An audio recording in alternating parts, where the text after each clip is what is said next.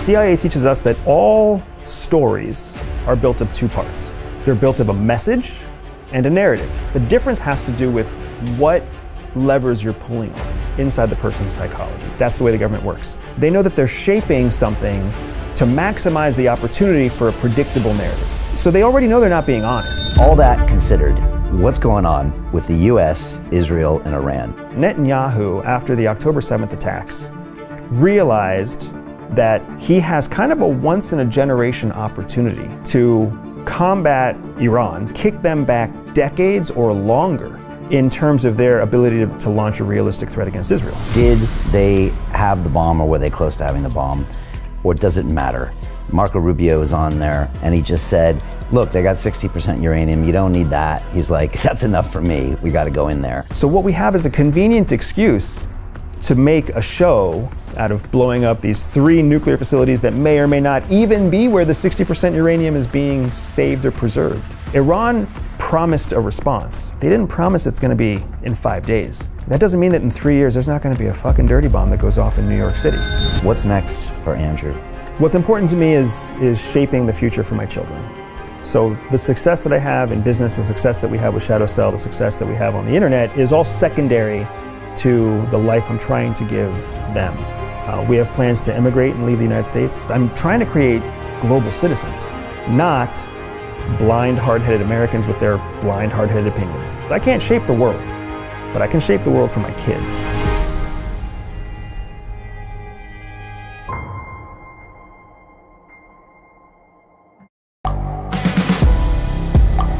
The world is changing. Inspiration is everywhere. It has never been so easy to connect, share, and bring people together. We're learning from others and finding the best in ourselves. Challenging our beliefs. Sharing our vulnerability. Overcoming our fears. Transforming ourselves so we can transform the world. How far can we go?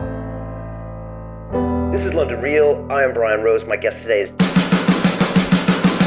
Hi, it's Brian Rose from London Real. You probably know that we've just recently been re-platformed on YouTube after 25 months completely in the dark. The truth is, I really need your help. What I really need you to do is click on that subscribe button right now, like this video, and maybe even leave a comment or share the link with friends.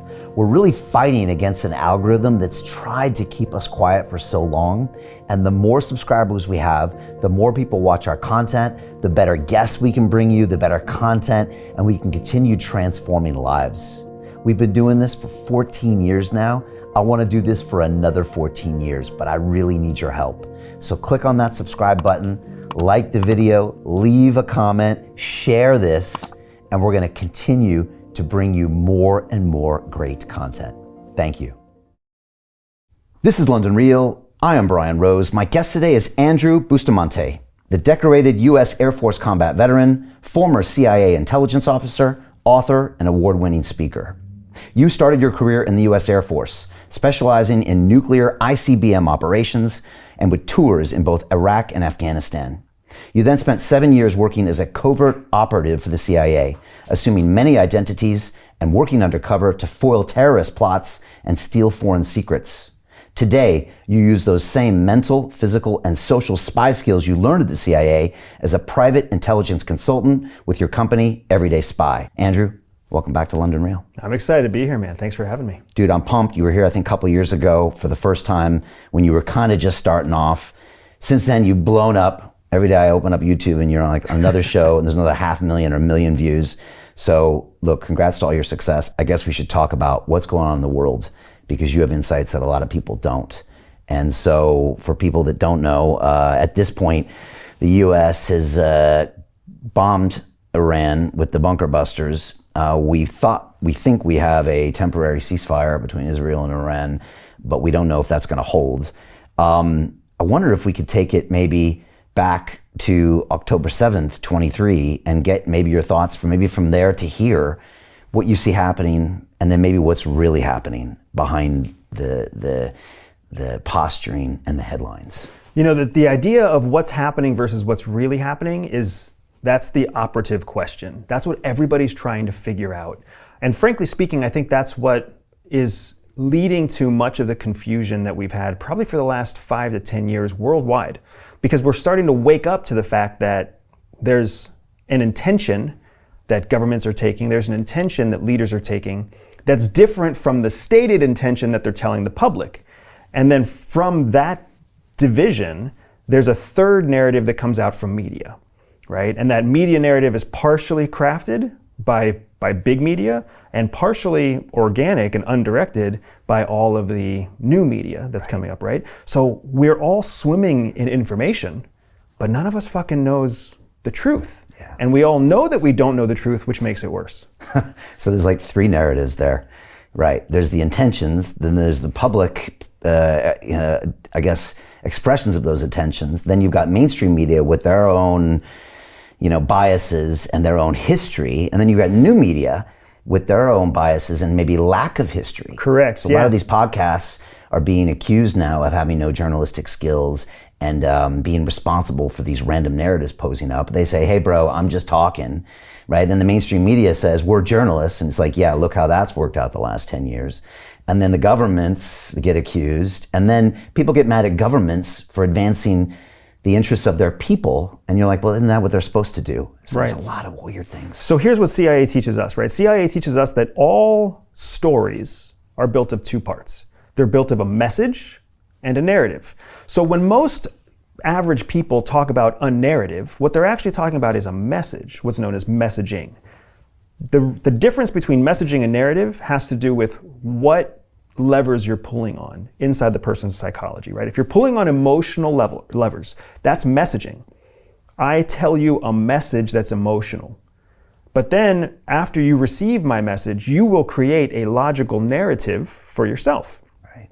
So what happens all over the world, and what's happened all the way back to Rome and before, is people are feeding the public emotional messaging. Whether it's a business, whether it's an emperor, whether it's a politician, they feed these emotional messages. You see them in every commercial. You see them in every recruitment drive for the military. Right. You see them in parades. You see them everywhere, right? Right. Emotional message. Right. From that, groups of people then collate around a narrative that they believe is logical, right? Army of one, be strong, be a Marine, right? Army strong. You've got all these military, that's messaging that's emotional. Like, oh, I want to be independent. I want to be capable. I want to be strong. And then the narrative from that is, oh, America's strong because our military is strong, because our military is powerful from the message. That's the narrative that comes out. And then that narrative is adopted by foreigners and Americans alike and interpreted in different ways, because Americans feel, yeah, we're powerful. And everybody else feels, oh, fuck, America's powerful. Yeah. And that's what happens all over the world. It's what the Ayatollah is doing right now in Iran. Yeah. It's what Netanyahu's doing right now in Israel. Messaging and narrative. And it was what Trump does as well. And that goes down to what he wears, the recent military parade in the US we hadn't seen in a while. Yep. The way he interacts with the world is that I'm the new tough guy and I'm making America to be this. Biden, we saw him on the beach falling asleep. And so you can see the images combined with the emotions, and then that story lands with people. And then that can be augmented or taken down with social media and media on Correct. the top of that. And we saw that during lockdown and COVID, safe and effective. That's the mass psychosis you talk about a lot. And we've seen it used in lots of ways. I'd say the public is getting more hip to that, I think. But then again, they say just when you think you know what's going on, maybe you actually don't. My hope is that the public is waking up to the fact that there's a process. I don't know that they know the process yet, which is why I spend so much time in front of a camera, trying to teach that process. Okay. Because we've talked about how governments create messages and narratives, right? And that's very, very real.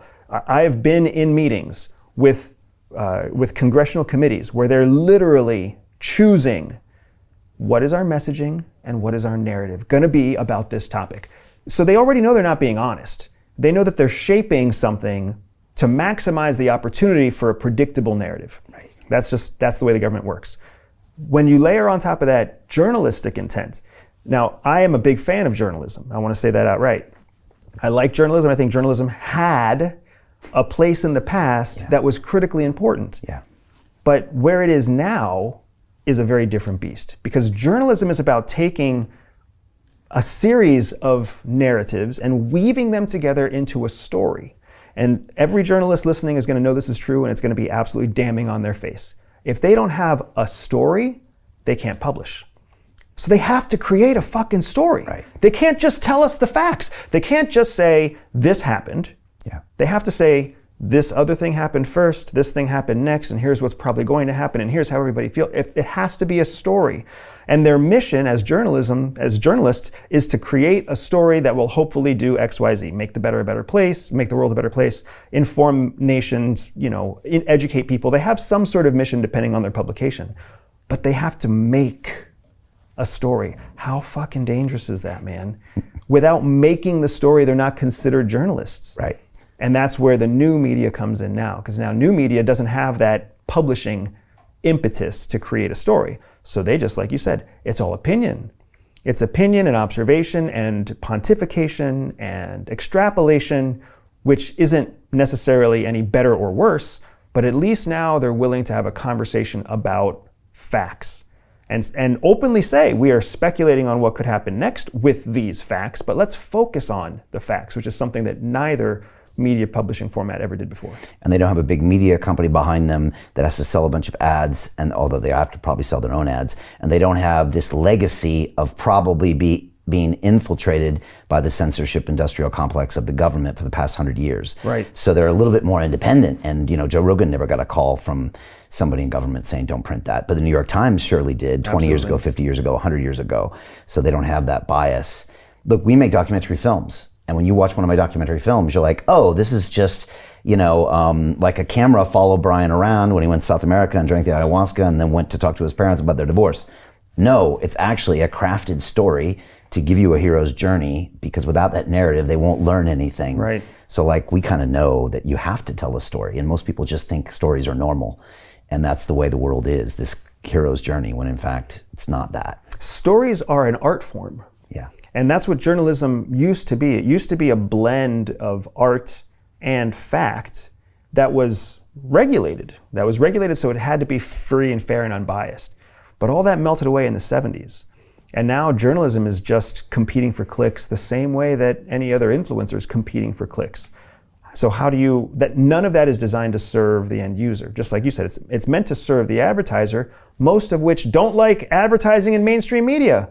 Because what advertisers want is high quality, highly vetted leads to come into their platform. Yeah. Well, when you only have 4 major publishing broadcasters, nothing's quality. You're talking to the 17-year-old Republican just as much as you're talking to the 80-year-old Republican. So do you put on the fucking toenail fungus medicine ad, or do you put on the gun ad? They don't know, and advertisers hate that, which is a large part of why they're migrating to new media too, because new media is hyper isolated. Yeah, I was watching Steve Bannon's War Room on Twitter the other day, and I saw his ads come up, and they were really old guys pitching gold and all this, and I was like, okay, I get the demo. It's a very different demo, but obviously one that works really well for them. Right. All right, all that considered, what's going on with the U.S., Israel, and Iran? Let's talk about that from your perspective, with your background. So first of all, I want to say I think what's happening is extremely rational, very logical, and it's timed intentionally. So what am I saying? I'm saying I don't think Israel's pulling puppet strings over Donald Trump, and I don't think Donald Trump is making strategic decisions that are in the best interest of the United States. I don't think any of those small things are happening. What I think is happening is that Netanyahu, after the October 7th attacks, realized that he has kind of a once-in-a-generation opportunity to combat what is truly an existential threat for Israel, Iran being that existential threat. He has an opportunity to kick them back decades or longer in terms of their ability to launch a realistic threat against Israel. Right. Great line in politics is never let a good crisis go to waste. And so it was a terrible thing that happened that day, but at the same time, it gave him potentially the power to do things he couldn't normally do. Correct. It gave him an opportunity, a window of time when he had the people behind him, He had his own war council behind him. He had the military behind him. So he had to act fast, very similar to 9/11, when a divided, a very complacent United States all of a sudden had everybody's support to go do whatever you got to do, right? Okay. So Netanyahu realized that and moved on Gaza very quickly. Now, the narrative that came out of Gaza is divided. Some people think it's an ethnic cleansing or a genocide of the Palestinians. Other people think that it's a validated hunt for Hamas that's hiding among the population. So there's two different narratives that are in limbo. But from the lens of Netanyahu and the lens of Israel, they are depleting Iran's capability to commit conflict in Israel. This is almost identical to what we're seeing in Ukraine and Russia, right? Ukraine is systematically depleting Russia's ability to do harm in NATO.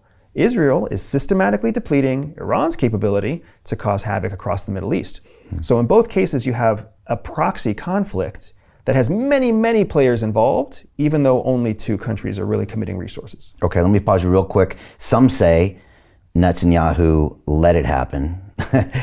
Some say that it was just an opportunity. Do you have a comment on that without going too deep down the rabbit hole? In my experience, the probability is that it is not any kind of conspiracy. The probability is that IDF forces identified the attack, escalated through internal communications, but IDF didn't communicate well enough with Mossad and Shin Bet, and then as a result, a disaster happened. That's only because 9/11 is an example of that. We have multiple examples of cross-communication within a democracy not working effectively to secure the border.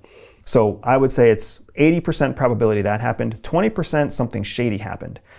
Now I'm not saying nothing shady happened after the attack. What I'm saying is in the lead up to the attack, to believe that leadership would let their people get hurt, that's a stretch compared to the idea that maybe people just weren't very good at their job. But still shocking that it happened from all of your tradecraft and everything you know, still really a wild event that could happen and then go on for so long, 6, 10, 12 hours, without the response.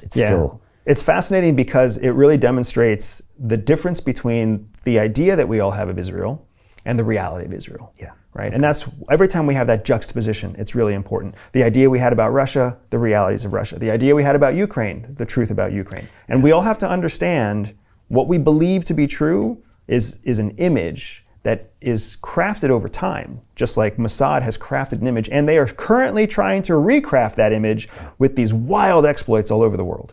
Even the belief in U.S. military power versus the reality in Afghanistan or Iraq. That was another big one. And again, the U.S. is trying to repair this with this B-2 bomber. Yes. The 12-day war, again, that's a part of the narrative. Not a single, American died. They're trying to build that back up. Right. We launched 13 Tomahawk missiles from underwater in a submarine. Why the fuck would we do that? We already knew the Tomahawk missile wasn't going to penetrate deep enough to cause damage. So we did it really just to show the world, hey guys, we can launch cruise missiles that are highly targetable, that are almost impossible to shoot down from a submarine underwater. And they launched it after the B-2 raid. So mission accomplished, and now it was just like fireworks at the end. Yeah, Bannon said the same thing. He said that was just that was just a little bit of a show-off move, but didn't seem to really have the point. Okay, so you set the scene. Bibi has this opportunity, and he decides to take it all the way, and that's what's happened over the last almost 21 months. Yeah, because if you think about it, if you look at it through the lens of strategic intent, right?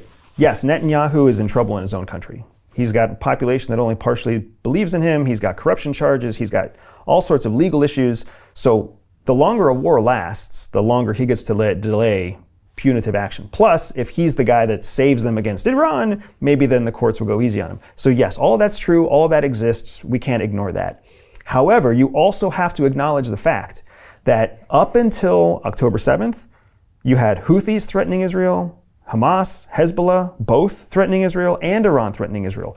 And 3 of the 4 of them had all promised to destroy the Israeli state. That's existential, right? Existential threats are threats that truly will destroy your existence, the existence of the Jewish nation, the Israeli nation. Since then, Investment Club. Today, I consider it the best investment that I've ever made. We get 4 projects presented a week by their associated CEOs. Personally, I'm completely blown away by the quality of these projects, and I know of nowhere else where I would be given this same opportunity. Each week that passes, I feel more appreciative of the fact that I'm a member of this group.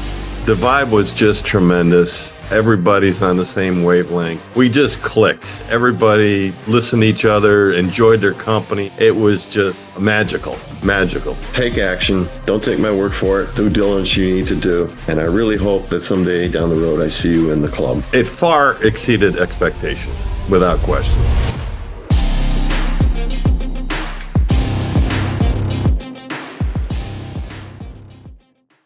He has gutted Hezbollah leadership.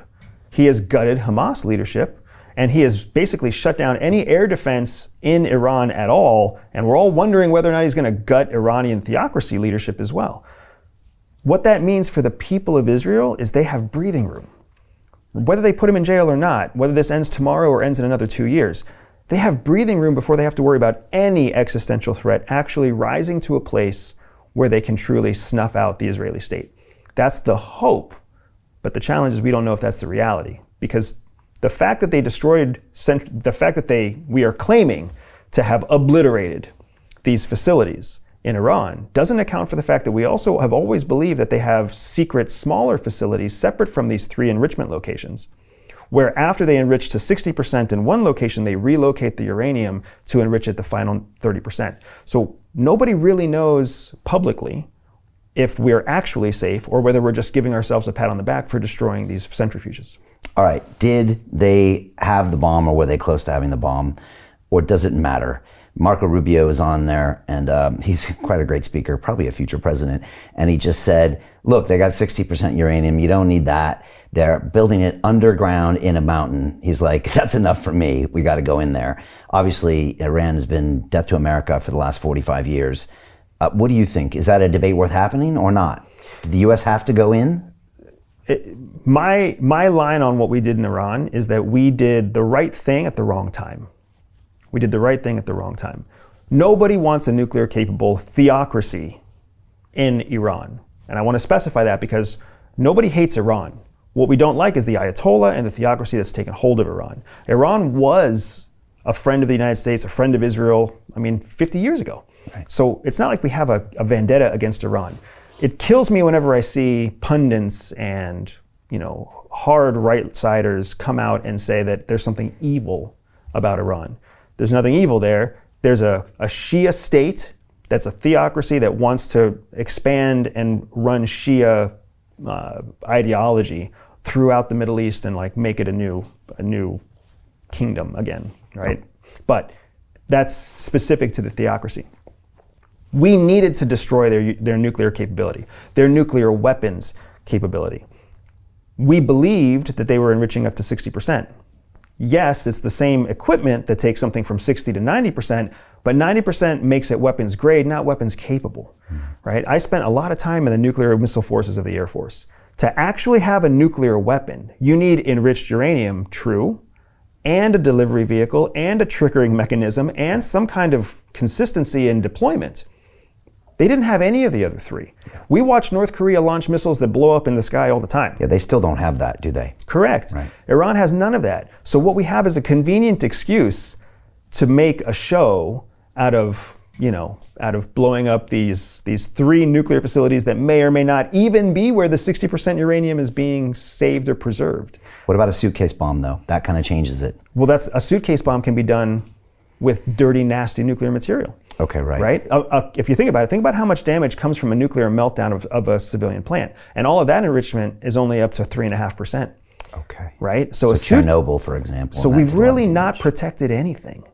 All we've done is made sure that they can't take the next steps in creating a delivery vehicle for a clean atomic weapon immediately. Okay. This is my big concern. My big concern is that by bombing Iran, what we've done is send a message, not just to Iran, but also to China and to North Korea and to Russia, that the United States is willing to exercise questionably legal tactics to make sure that you don't compete with us.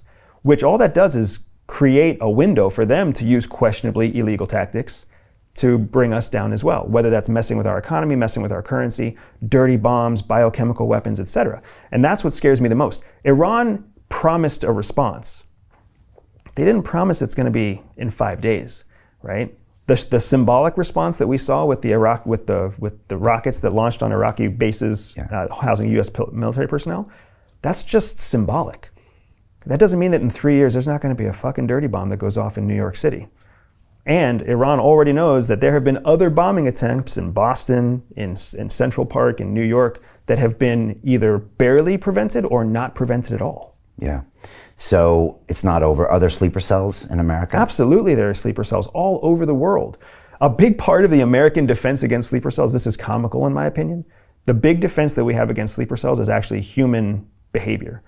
When you are a Shia Islamist from Iran, and you go to a sleeper cell into whatever, Madison, Wisconsin, 3, 5, 7 years you live undercover there until you start to be like, well, shit, this is way nicer than living in Tehran. And then they just get complacent, like most Americans do, and then they just don't activate. That is the most effective means that we have found to protect against sleeper cells. Because otherwise there's no communication, there's no footprint, there's no digital back and forth. How do you find them? You don't find them until they're activated and actually active. And ISIS is showing us that lone wolf operations across the US are more effective than actually organized long-term sleeper cells. So are there sleeper cells? Yes. Will they activate? Is questionable. Because we haven't seen an Iran sleeper cell activate. Right.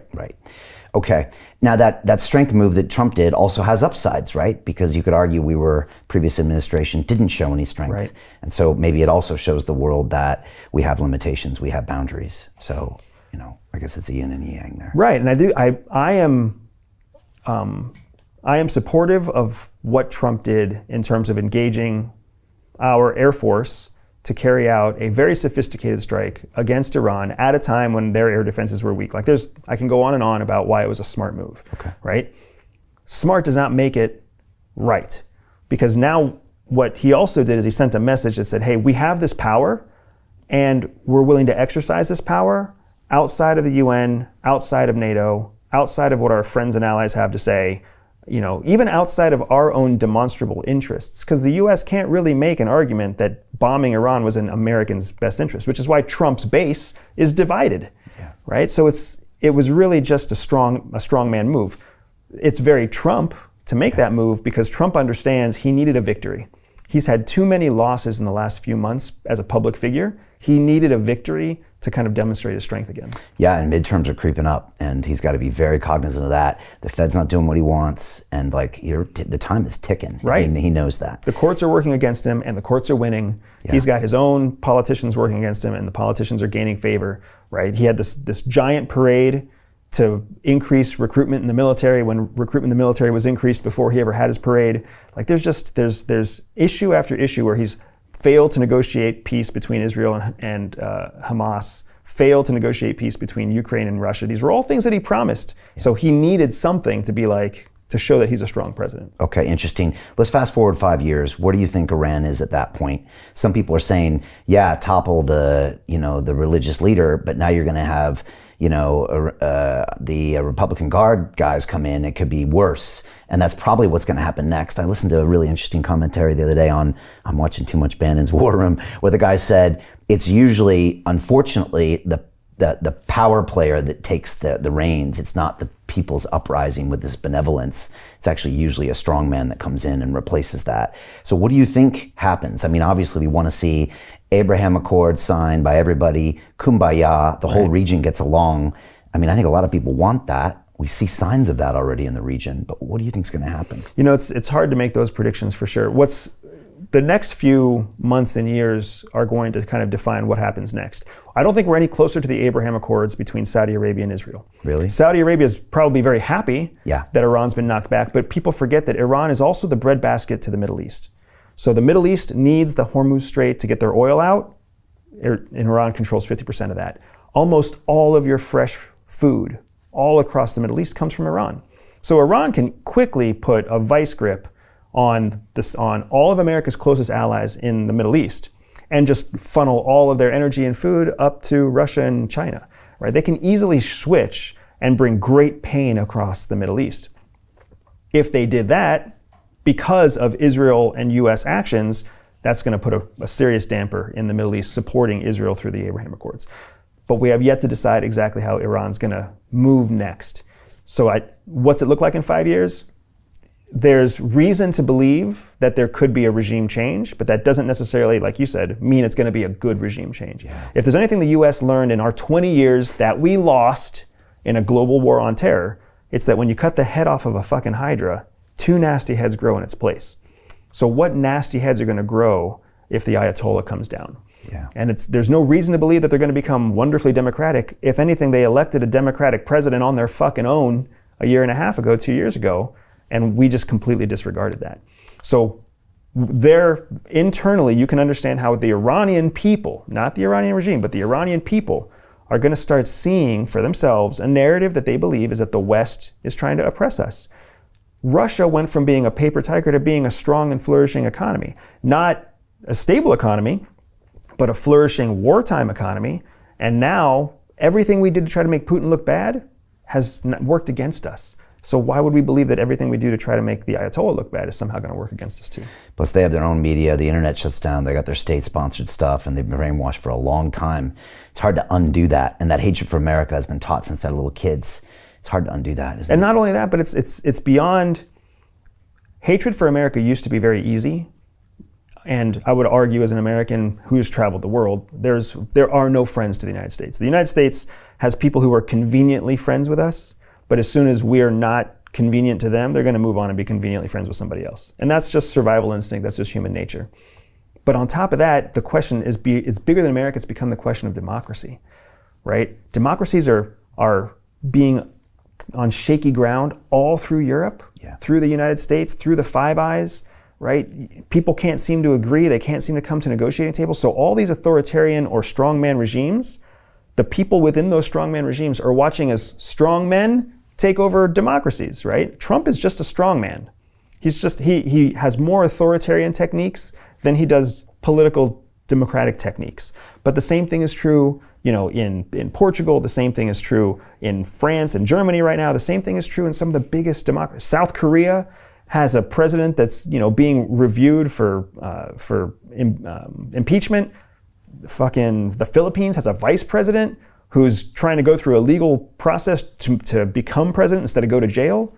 I mean, come on. Netanyahu is on charges for corruption. You've got the most talked about democracies of the world are failing. Not failing critically, but failing enough that the rest of the world has to be asking themselves, is democracy really what it is trumped up to be? Yeah, I spend now 6 months a year in Dubai, and I ask that question every day because here's something that functions incredibly with I would say a benevolent strongman leader, a strong family with like a 100-year vision for this country that delivers. Mm-hmm. And they make Western democracies look like a joke. When I come back to London, I'm like, what the hell is going on here? Yeah. This is a city and a continent in decline, and there's no turning it around. There will be no Trump of the UK. There will be no Trump of the Europe, I don't believe. America kind of got that. We'll see where this goes. But you can't make this argument anymore that democracy is the best for everyone. I never believed that anyways. But you're right. It's now the narrative that's of question right now. And some people are really showing that you don't need that democracy. And think about it, even just 10 years ago. Yeah. 10 years ago, people would just blindly say democracy is the best. Yeah. 20 years ago, we were still trying to forcibly drive countries to adopt democracy. Democracy's a few hundred years old. Yeah. Right? And democracy didn't serve Rome. So, what is really going to be the government of the future? And that's why I think it's such an exciting time where we are right now, because we are literally watching as technology and education and the reach of information expand, and this idea of democratic equality shrinks, right? We've got huge socioeconomic divides, huge political divides. It's a very small part of the population that makes a very large impact. And we're all realizing that. And it's making it so that even young people who have predominantly been the progressive liberal voices of the world, even young people are saying, well, fuck that. I'd rather be one of the few that's rich rather than one of the many that's poor in pursuit of equality or democracy. And that's going to get even more polarized with artificial intelligence, I believe. Absolutely. And the people at the top are going to use that to get even more power and wealth, and the people at the bottom are going to get less and less opportunities. People who adopt AI are going to use it for innovation and opportunity. People who delay the adoption of AI are going to be left behind. And then you've got the people who are going to try to adopt AI for partially for reasons that somebody else has come up with, and they're going to never break out of a certain level of wealth or capability. I've had all the AI experts in here, and they say pretty much the same thing. I'm not scared of the AI, I'm scared of the people that are going to use AI to dominate the world. And we already see this crazy scramble going on in Silicon Valley, because they all can see this is the technology to scale. I'm also scared of the AI too, because once it gets done with them, it's going to have its own voice. But that's another story. Just to finish up with the Middle East, from pure Tradecraft perspective, what did you personally think when you woke up and saw that Mossad had detonated those beepers, or some of these incredible feats, the falling of Syria, or some of these other things that I don't think anybody ever saw coming? What did you make of that? Because I'm guessing the CIA couldn't have done something like that. Yeah, so it's funny because CIA has a lot of priorities. The whole world is of interest to the CIA. So because of that, you take your multi-trillion-dollar budget and then you split it out over 163 countries, and all of a sudden you don't have very much capability in any specific country. And people don't understand that the CIA is directed based off of intelligence policymakers who are elected officials. So as we elect idiots into office, whether you think Trump's an idiot or not, we all know that the senators and congresspeople under Trump are various levels of idiocracy, right? So you've got all these people who have a voice in what is the national security priority data set. So CIA has to follow whatever those directions are according to where the budget comes from. The budget comes from Congress. So why do I say all that? I say all that because for sure, what you see with Mossad can't be replicated by CIA. Mossad has one primary threat, Iran. And then its second primary threat is Iranian proxies. So everything that they've ever focused on, all their money, all their capability, everything is really focused in almost one exclusive direction. And as they've had success with the Abraham Accords across parts of the Middle East, they've been able to reduce what they've had to put into protecting themselves against Sunni Muslims. So you've got this focus, and on top of that focus, you have a very risk-tolerant intelligence service, because the people will tolerate things that Mossad does where Americans would never tolerate if CIA acted the same way that Mossad acted, right? Americans would not be proud if we sent an agent on a motorcycle to strap a bomb to someone's car in public. They would not be proud if, an AT van or an A-team van had a panel drop and a machine gun that was mounted there, assassinate engineers, civilians around the world. Americans would have a problem with that Israelis don't have. Right. That happened a few years ago, right, to the Iranian scientists. Correct. So Mossad does incredible things because they have a population that supports them, and the rest of us get to watch with clean hands and say, wow, it's like the movies.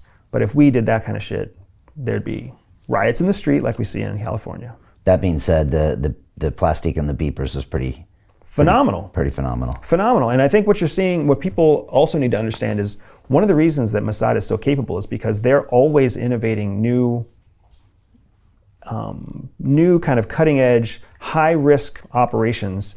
And they're planning them, and they're wargaming them, and they're setting them in motion as precautions just in case they choose to exercise it in the future. So it's not like they're sitting around a table and then they come up with this idea and then 2 days later it's executed. They thought about this years ago. They thought about this 3, 5, 12 years ago, and back then Netanyahu and the Security Council were like, this is not the right time. This is not the right time. But after dropping the ball on October 7th, this is a time when they need to win some WASTA back. So they're like, let's launch our big showy stuff, just like our Tomahawk missiles from the United States. Let's blow up pagers just to show the world that we can. Yeah, there's collateral damage. No one's going to focus on that. Yeah, we're also blowing up kids in some places. No one's going to focus on that. And now let's launch drones from inside Iran. Let's do. We don't have to, but let's do it anyways, just to show that we can. Because Netanyahu wants to put fear.